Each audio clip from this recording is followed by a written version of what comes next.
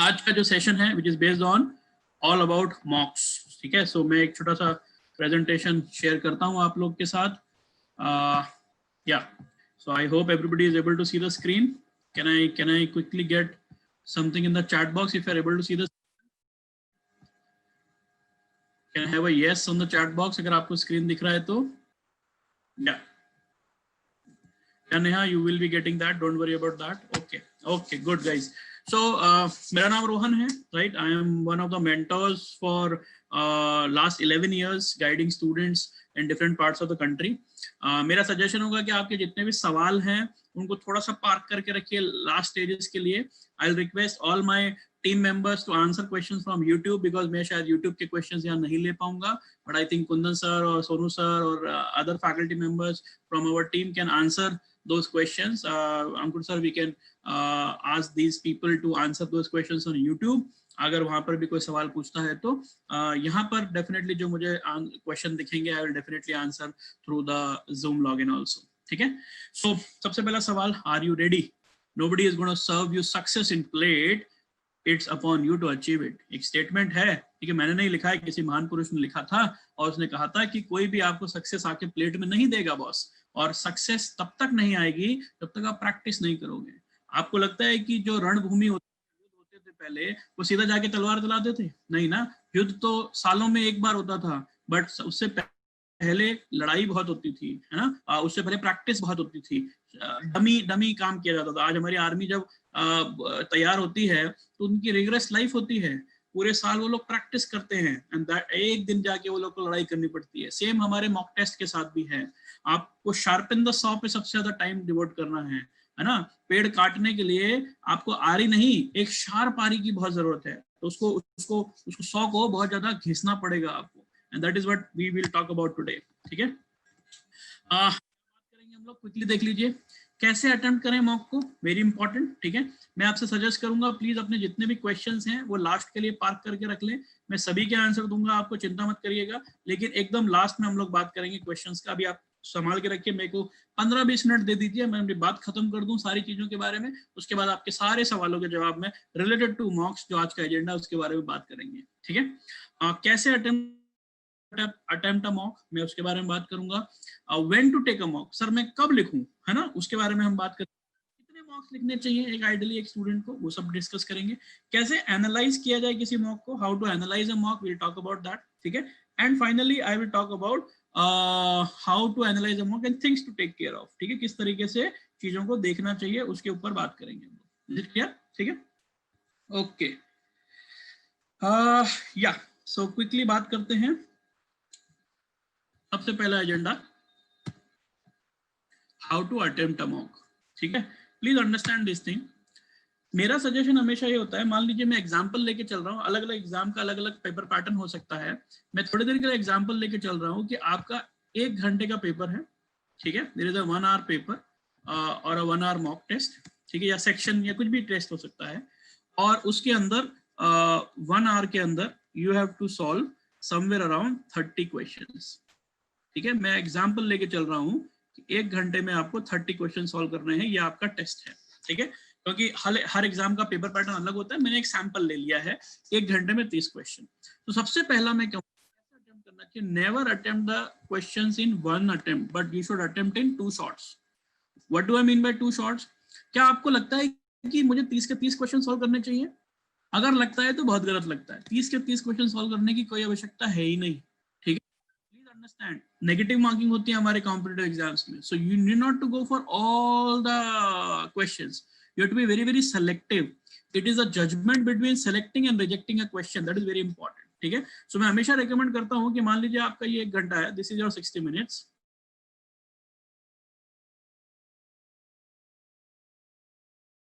ठीक है, this is your 60 minutes. Please understand this thing very, ठीक है। So divide this into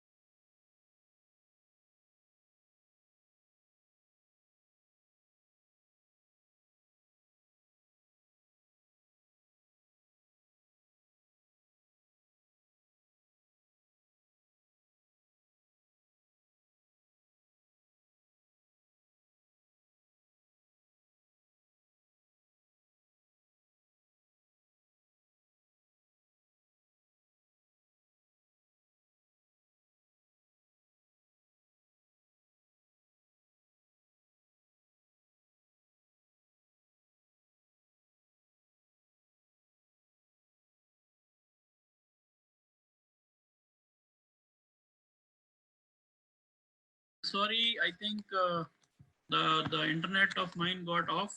I'm sure now I'm back. Can you please write in the chat box, everybody? If I'm back, please, you are able to hear me. Really sorry for the disruption. Are you able to hear me? Sorry for my internet. Okay. Vipul, please अपना video बंद रखें. I think I'm still live on YouTube. Sorry guys for the interruption. I'll get back the presentation.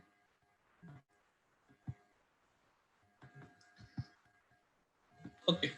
So really sorry for the interruptions. Let us continue with what we were discussing. So हम लोग बात कर रहे थे मॉक्स के बारे में, कैसे अटेम्प्ट करना चाहिए. तो मैंने आपको बताया 2 शॉट में लीजिए, 1 शॉट में नहीं लीजिए. मतलब अगर आपका 60 मिनट्स का पेपर है, so इट्स 60 मिनट्स पेपर, ठीक है, divide this into at least 2 parts. कई लोग 3-3 पार्ट्स में भी डिवाइड करते हैं.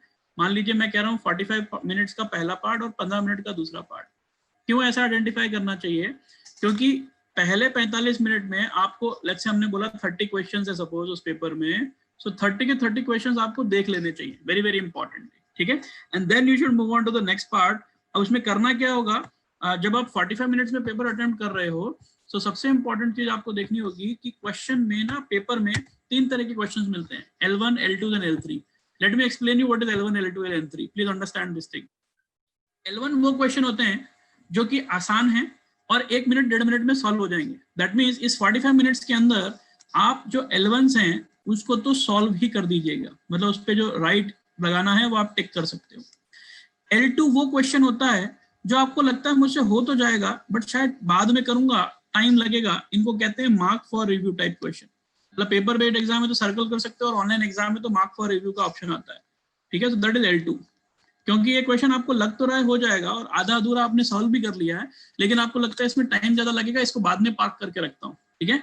और L3 वो क्वेश्चन होता है जो आपको समझ में नहीं आ रहा है. ठीक है, talk about all these things, कि आपको समझ ही नहीं आ रहा है ये क्वेश्चन क्या कह रहा है और आपको लगता है ऐसा क्वेश्चन आपने कभी पहले देखा नहीं है सिमिलर क्वेश्चन, तो उस पर मैं वापस भी नहीं आऊंगा. देखो हमारी प्रॉब्लम क्या होती है, हम पेपर लिखते हैं तब ये सोचते हैं कि जो उसको कर लेते हैं, जो नहीं आता मार्क फॉर रिव्यू कर देते हैं. ऐसा नहीं, जो नहीं आता, जो समझ ही नहीं आ रहा, वो दोबारा भी समझ नहीं आने वाला. प्लीज अंडरस्टैंड, वो L3 है मेरा, ठीक है. So divide the paper into L1, L2 and L3.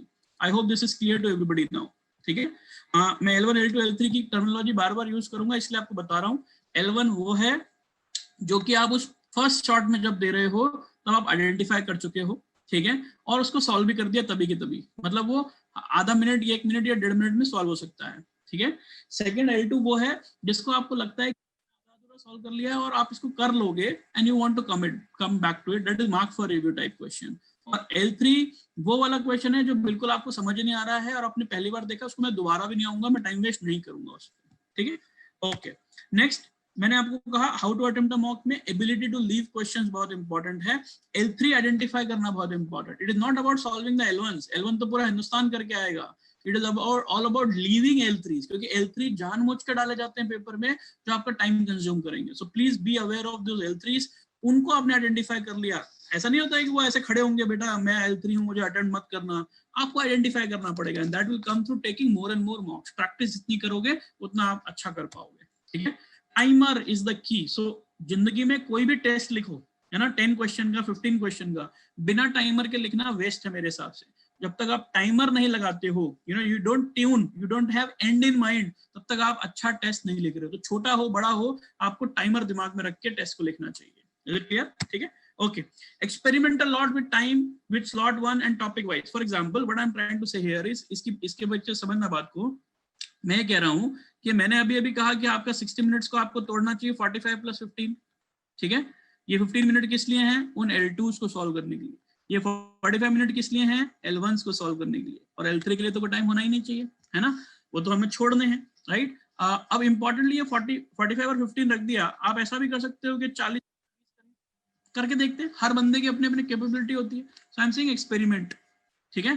पहले ये वाला सेक्शन उठा के देखते हैं, कई बार उल्टा से स्टार्ट करके देखो, क्वेश्चन नंबर 65 से पहले स्टार्ट करना देखो.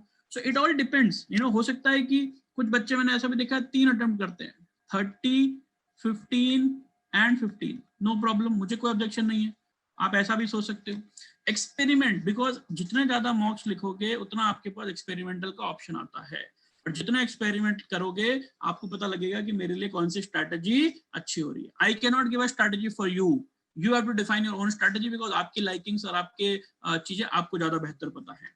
क्लियर है? मैं केवल आपको तरीके बता सकता हूँ कि किस किस तरीके से आपको मॉक अटेम्प्ट करना चाहिए। I think it is clear. कभी भी मॉक सिंगल शॉट में अटेम्प्ट मत करो, क्वेश्चन नंबर 1 से लेके स्टार्ट हुए क्वेश्चन नंबर 30 तक खत्म कर दिया, नहीं, ऐसा नहीं होना चाहिए। You should do it in 2 slots minimum, 3 भी कर सकते हो। 2 स्लॉट 45 और 15 के करने हैं आपको, 50 और 10 के करने हैं, 55 एंड 5 के करने हैं, ऑल डिपेंड्स अपॉन यू, आपकी स्पीड कैसी है। आइडियली एक नॉर्मल, एक अच्छे स्टूडेंट के लिए 45 और 15 इज अ गुड स्ट्रेटजी, अगर 1 घंटे का पेपर है तो। वो डिपेंड करता है आपका कितने देर का पेपर है, आप 80% टाइम अप्रोक्सीमेटली फर्स्ट शॉट पे डिवोट कर सकते हो। क्लियर है? ओके, थोड़ा सा आगे बढ़ते हैं। So, मैंने आपको कहा मॉक टेकिंग प्रोसेस क्या होना चाहिए। L1, L2, L3 आपके पहले शॉट में आइडेंटिफाई हो जाने चाहिए। सेकंड स्लॉट में आपको मार्क फॉर रिव्यूज पे काम करना चाहिए, and finally you should say sign off, boss my paper is over. I hope this is clear. L1, L2, L3 क्या होते हैं वो क्लियर है। मार्क फॉर रिव्यू में कौन से क्वेश्चन रखने चाहिए, आई थिंक वो क्लियर है।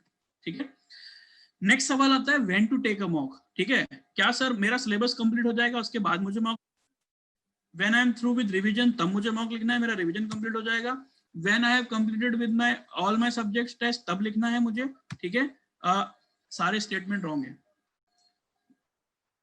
मेरे हिसाब से सारे स्टेटमेंट रॉन्ग है। ठीक है,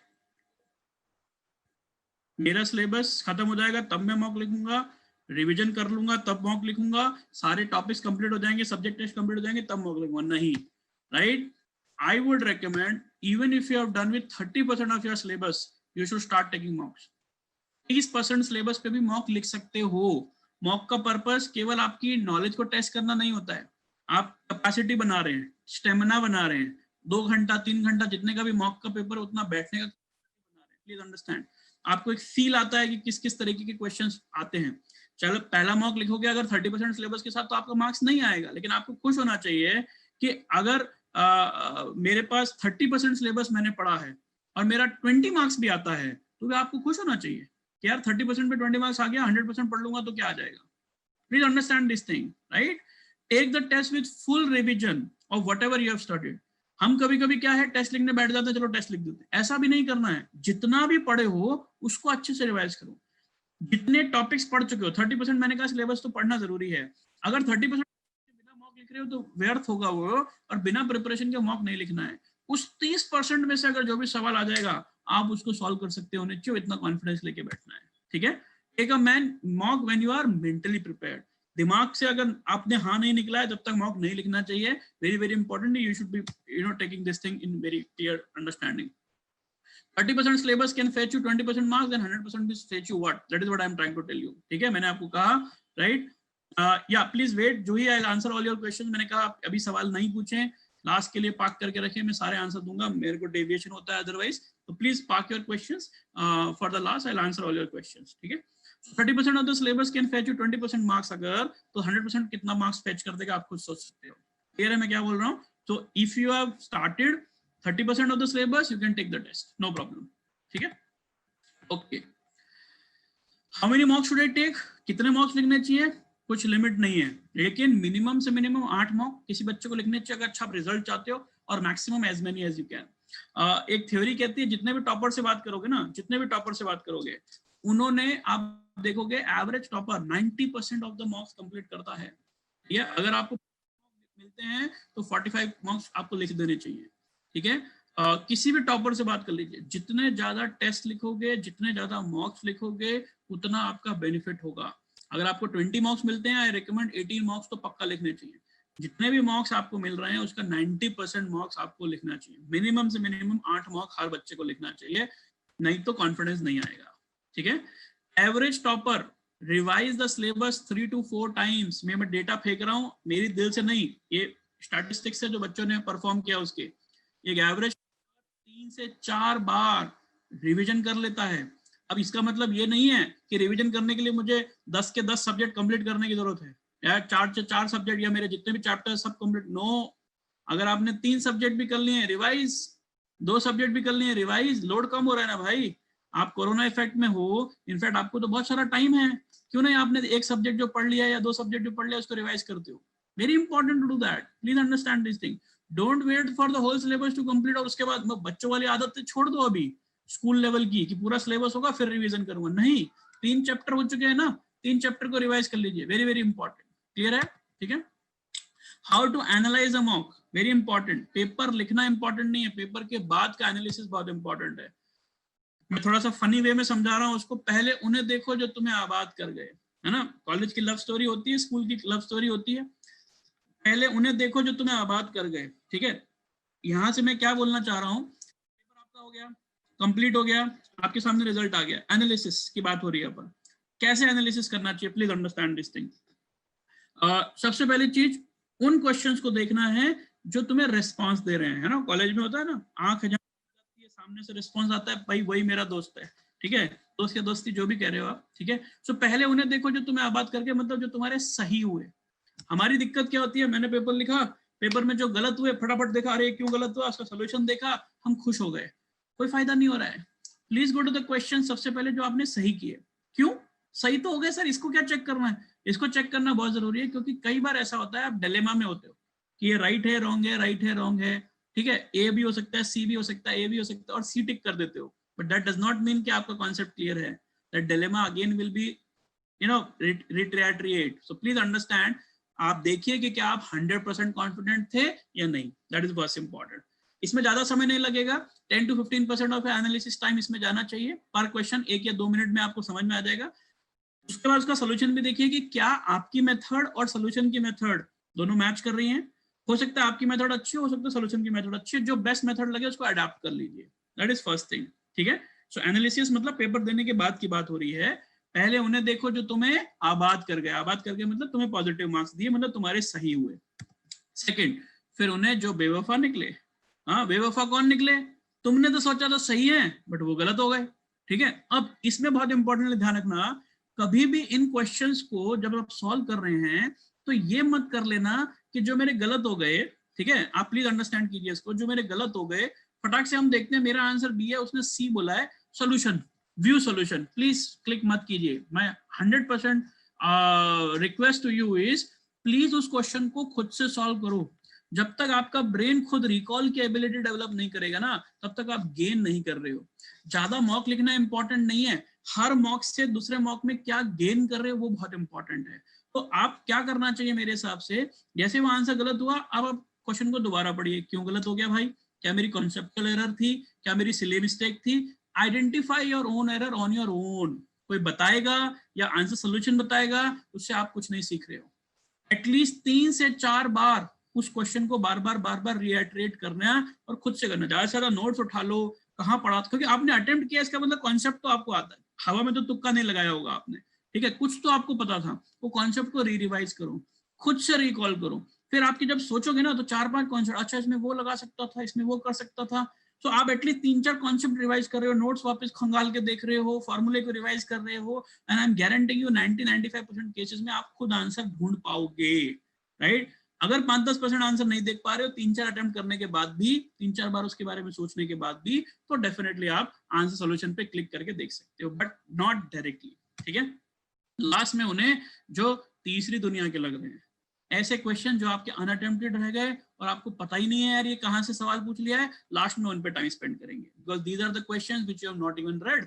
हो सकता है आपके पास समय नहीं बचा था या फिर कॉन्सेप्ट की एरर थी. लेकिन समय ना बचना ऐसा तो होना नहीं चाहिए, क्योंकि आपको पता है कि आपने 2 स्लॉट में पेपर अटेम्प्ट किया तो पूरा पेपर आपने देख लिया है. जो आपको समझ नहीं आए थे क्वेश्चन या कोई तीसरी दुनिया के लग रहे थे, वही आपने छोड़े, बट अब उनको सॉल्व करो. क्योंकि मॉक में आप समझिए हल्का फुल्का क्वेश्चन तो नहीं डालते होंगे.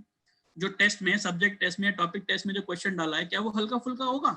नहीं ना, बहुत रिसर्च करके डाला गया है वो क्वेश्चन. तो आप सोचिए किसी टॉम डिक एंड हैरी ने तो नहीं बनाया उसको. जो बनाने वाला है वो थोड़ा सा विद्वान है, एटलीस्ट हमसे थोड़ा बहुत नॉलेज अच्छा रखता है, थोड़ा एक्सपीरियंस ज्यादा रखता है. तो उस क्वेश्चन को हल्के में नहीं लेना है. वो क्वेश्चन आपके एक्चुअल पेपर में आने का मादा रखता है, इसलिए शायद यहाँ पर आया है. आप सिंपल सी बात लगाइए, अगर आप 10 मार्क्स लिखते हो और हर मॉक में, मैं एग्ज्यूम करके चल रहा हूँ 100 क्वेश्चन हैं थोड़ी देर के लिए. ठीक है, 10 मार्क्स इंटू 100, आप अपने अपने एग्जाम के लिए मल्टीप्लाई ऑफ क्वेश्चन कर सकते हो. 1000 क्वालिटी क्वेश्चंस, यार 1000 क्वेश्चंस अगर उस लेवल के कोई बच्चा करके चला गया तो मैं गारंटी से बोलता हूँ कि उसके बाहर का क्वेश्चन तो नहीं आ सकता।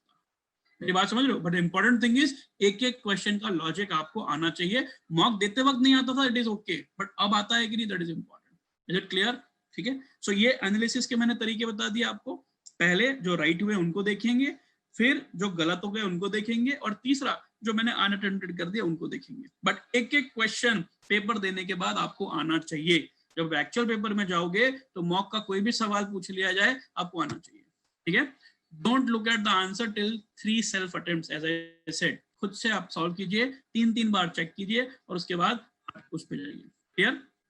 Finally I will tell you things to take care of. क्या क्या चीजों के बारे में आपको ध्यान रखना चाहिए। सबसे पहले, कोई भी टेस्ट लिखते वक्त मैंने आपको कहा टाइम फ्रेम में देखिए।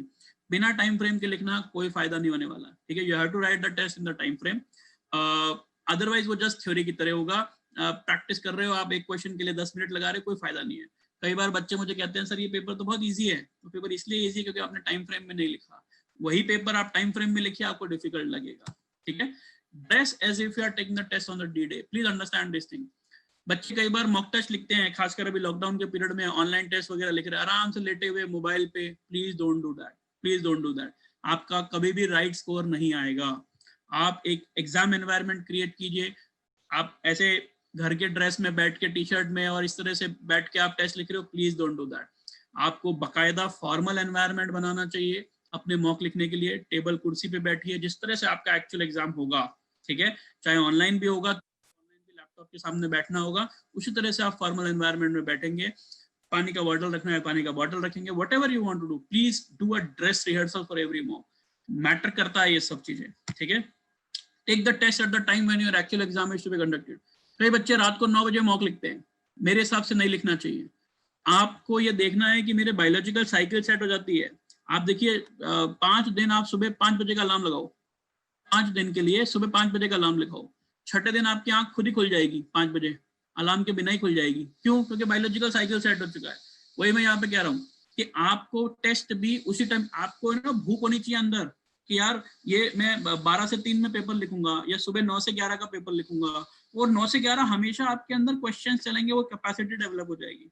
तो take the test at the actual exam time only. ठीक है, आपको पता होता है एक्चुअल एग्जाम कब होता है। ज्यादा से ज्यादा 2 स्लॉट्स में होते हैं, मॉर्निंग एंड इवनिंग। तो भी आपको टाइम तो पता है, 2 से 5 होगा दोपहर में, या सुबह 9 से 12 होगा। तो उसी टाइम पे पेपर लिखना है आपको। ठीक है, your brain should be tune to that particular level अगर आप कोई टेस्ट लिख रहे हैं तो। ठीक है, try to create the same ambience at the actual exam. As I said, कपड़ों से लेके टेबल कुर्सी सारी चीजें वही बना लो जैसा एक्चुअल एग्जाम में आप देने वाले हो। ठीक है, एंड डेवलप स्टेमिना। राइट, जैसा मैंने आपको कहा कि कभी कभी एग्जाम 3-3 घंटे की होती है और बच्चे की कैपेसिटी नहीं होती है, वो सीट काटने को दौड़ती है। So please make sure that you are able to sit for 3 hours, नहीं 4 आवर्स। व्हाई? बिकॉज आपको 1 घंटा पहले बुला लेगा वो, समझिए, है ना, वो आई स्कैनिंग ये सब वो सब। तो स्टेमिना 4-4 घंटे का होना चाहिए आपके पास। So please make sure that you develop a stamina of not exact time of the exam. मान लीजिए आपका एग्जाम 1 घंटे का है तो 1 घंटा नहीं, आपको 1.5 घंटे का स्टेमिना बनाना होगा। क्लियर है? एटलीस्ट 30-40% ज्यादा परसेंटेज का स्टेमिना बनाना होगा। Is it clear? ठीक है, so these are some of the things which I wanted you to understand. आप जब भी मॉक लिखते हैं या कोई भी टेस्ट लिखते हैं, सब्जेक्ट टेस्ट भी लिखोगे, टॉपिक टेस्ट भी लिखोगे, तो इन चीजों का ध्यान रखना बहुत बहुत जरूरी है कि टाइम फ्रेम में लिखें, एक्चुअल एग्जाम में लिखें, मोबाइल पे या लाइटली हैबिट ना डालें उसकी, क्योंकि वो गंदी आदत पड़ जाती है, फिर एक्चुअल पेपर में आप ढंग से उसको परफॉर्म नहीं कर पाते। क्लियर है? ठीक है, compare with open art. Please understand one more thing. अगर आप किसी से कंपैरिजन कर रहे हो ना, कई बच्चे मुझे बोलते हैं सर उसका स्कोर तो 90 आया, मेरा 80% ही आया। आप ये भी देखिए कि उसने कितनी तैयारी की हुई है। ठीक है, वो कितना एफर्ट डालता है।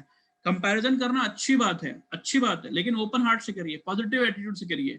ये मत करिए कि यार डिप्रेस हो जाएं, यार मेरा तो स्कोर ही नहीं आया। अगर आप पहली बार एग्जाम लिख रहे हैं और आपका 60% आता है, 50% आता है, नथिंग रॉन्ग। आप मॉक क्यों लिखते हो? इम्प्रोवाइजेशन के लिए ना। आप ये भी तो देखिए, जिस बच्चे का 90 या 99% आ रहा है, वो तीसरी बार एग्जाम लिख रहा था यार, वो 2 बार एग्जाम दे चुका है पिछले सालों में। आप उनसे कंपैरिजन क्यों कर रहे हो? आप कंपैरिजन कीजिए और ये भी सोचिए कि वो मेरा कंपटीशन तो है, लेकिन आज तो मैं पहला मॉक लिख रहा हूँ। ठीक है। तो जब मैं पहला मॉक या पहला टेस्ट लिख रहा हूँ तो मुझे उससे डायरेक्ट कंपैरिजन नहीं करना चाहिए। हाँ, ये जरूर पॉजिटिव जेलसी रखनी चाहिए कि हाँ मुझे भी एक दिन उसके जैसा बनना है, मुझे भी उसके लिए प्रैक्टिस करनी पड़ेगी। उसने शायद मुझसे ज्यादा चीजें सॉल्व कर रखी हैं तो मुझे भी उसके बराबर की चीजें सॉल्व करनी पड़ेगी। जब तक मैं सॉल्व नहीं करूंगा तब तक मेरा स्कोर नहीं आएगा। इनिशियल लेवल पर डगमगाना मत। अगर आपका 30% 40% सिलेबस हुआ है और आपने कोई पेपर लिख दिया है और आपका स्कोर कम आ गया, टेंशन नहीं लेना है। You should be very much well in mind. देखो, ये कहते हैं ना, जंग जो होती है, ठीक है, वो यहाँ से लड़ी जाती है दिमाग से, not from heart, right, not from मेहनत। एफर्ट, मेहनत, हार्ट सब कुछ लगेगा, बट दिमाग अगर ढंग से इस्तेमाल नहीं किया है तो वो आप जंग नहीं जीत पाओगे। And that is why I would recommend you कि ये मॉक टेस्ट या ये एग्जाम्स भी एक जंग की तरह होते हैं, इसको दिमाग से स्ट्रैटेजिकली खेलना होगा। क्लियर है? ठीक है, okay. With these words I think I should stop here to take up your questions. I just revised the presentation what I have given quickly so that you understand कि mocks के लिए आपको क्या-क्या ध्यान रखना चाहिए. So I started with how to attempt a mock. ठीक है. So I said 2 phases. पहला फेज पूरा पेपर देख लो. Second phase L1, L2, L3 identify हो चुके हैं तो केवल L2 पे दिमाग लगाएं. Ability to leave question, timer is important. Experiment a lot. ठीक है. So this is what I have talked about. When to take a mock? When my syllabus is over? No. When 30% of the syllabus is over, then also you can take up the mock. ठीक है, even subject test भी आप at least 30% पढ़ चुके हो तो भी आप टेस्ट लिख सकते हो. How many mock should I take? I said minimum 8, maximum 90% से ऊपर लिखना चाहिए अगर आप टॉपर होना चाहते हो. रिवीजन जरूरी नहीं है पूरा सिलेबस हो जाए फिर मैं रिवीजन करूंगा. एक टॉपिक पढ़ लिया, रिवाइज इट. एक topic, 2 topic, 3 topic, revise the 3 topics, no problem. ठीक है, but keep on doing a lot of revision. ठीक है, ये 3 से 4 बार रिवीजन जरूरी नहीं लास्ट में जाके होगा, बीच में से भी आप 3 से 4 बार रिवीजन कर सकते हो. ठीक है, पहले क्वेश्चन जो सही हो गए उनको देखेंगे, सेकंड उनको देखेंगे जो गलत पढ़ गए और क्यों पढ़ गए बिना सॉल्यूशन देखे. You should be able to recall is important. और लास्ट में जो मुझे नहीं आए उनका कॉन्सेप्ट देखेंगे या टीचर से पूछेंगे कि सर ये कैसे होगा. Things to take care of, I have already told you that take test in time frame, dress as you have to take the actual exam and develop stamina. And finally, don't compare direct comparison with anybody. Don't know the level of effort which that student have put in. Okay, okay, so that's all from my side. Quickly I would take few questions. Yeah, please give me questions. Vishwaja sir mock कहाँ से कर सकते हैं? Any places Vishwaja. I think you can, you have your, जैसे भी आपका login होगा उसमें भी आपको जैसे जैसे एग्जाम नजदीक आता है मॉक आपके अपलोड हो जाएंगे. फुल लेंथ टेस्ट अपलोडेड होते हैं, उस पर भी आप टेस्ट लिख सकते हो. Yes, Kia, you should take 3 to 5 mocks because if your exam is that, yes, you should take mock from 3 to 5.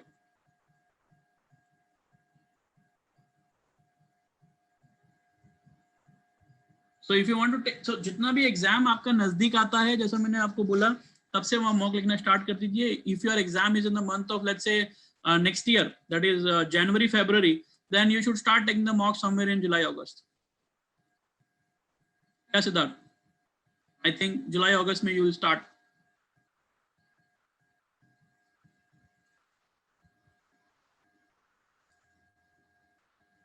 Yeah, Vishwaja, not required.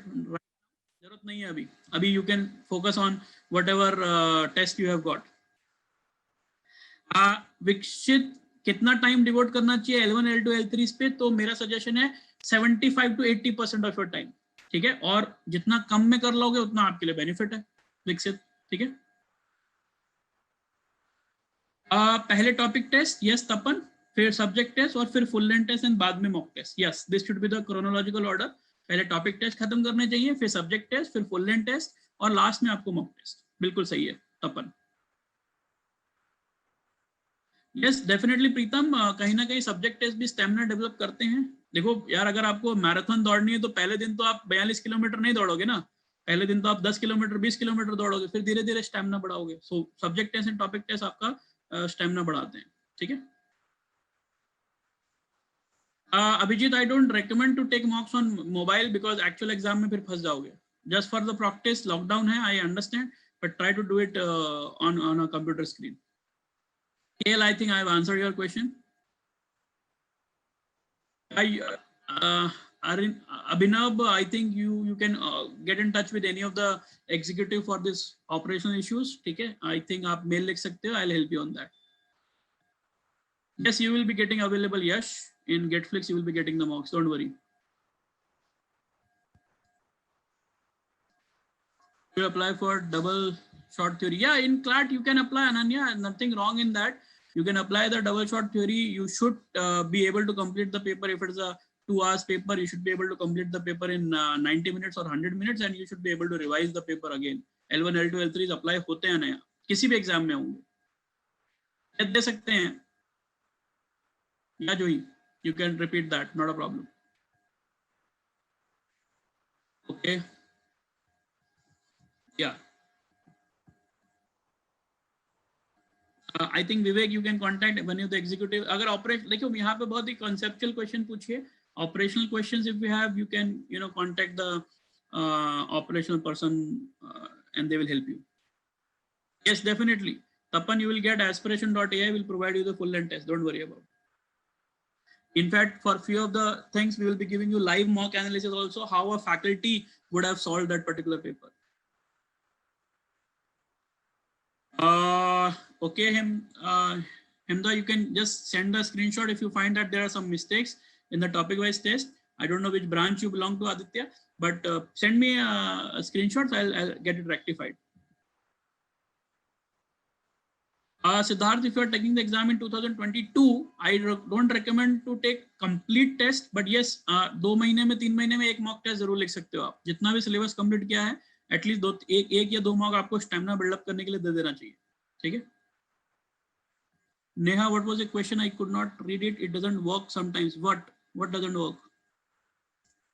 Vipul, all mock test series are same like IAS, made easy IAS. Yes, it is more or less the same. Vipul, मैं 2+2 पूछ रहा हूँ, 4+5 पूछ रहा है. So बात तो एक ही है, प्लस करना अगर आता है तो कुछ भी सॉल्व कर पाओगे. So need not to go for multiple test series. ठीक है?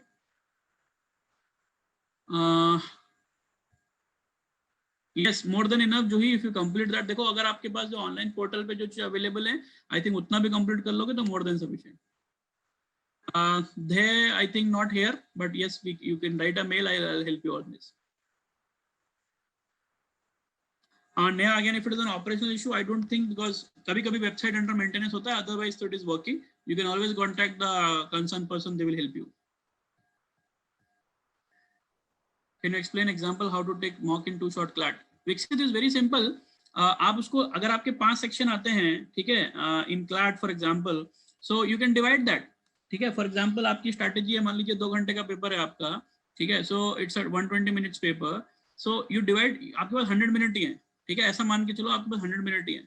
यू से आई स्टार्ट विद मैथ्स, आई से let's say 10 minutes maths, then I'll go for legal, 20 minutes legal or 25 minutes legal, then I'll go to English, then I'll say 30 minutes English. So this is how you divide your 100 minutes and then put mark for reviews. Mark for review means आपको paper based exam में कोई circle कर लेने होंगे, तो उस last 20 minute में या 15 मिनट जो भी आपने रखे हैं उसमें आप आके वो मार्क फॉर रिव्यूज कर सकते हो. ठीक है, so for any exam you can look at that. Tanveer, the minimum time is up to you how you want to take it. ठीक है, I cannot comment on that कितना minimum time चाहिए prepare करने के लिए. My suggestion would be कि when you are mentally prepared you should start. People I have seen 3 महीने में भी क्रैक करते हैं और 3 साल में भी नहीं हो पाता है. So it is up to you. Yes, Joey, it is the same. Months, I would say, Tanveer, minimum 6 months is required for any entrance exams to prepare. Yes, Meet. So 40% questions, you are right, are formula based in any of the exams. They are orthodox.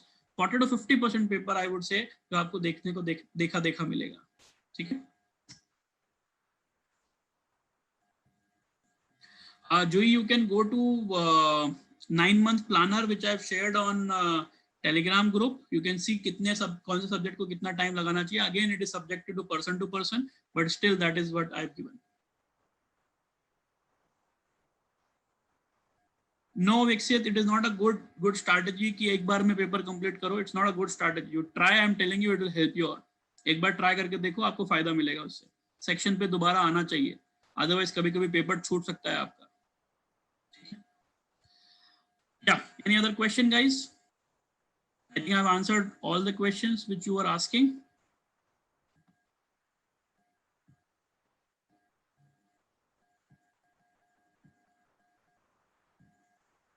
Again जो it all depends and that's what I am saying.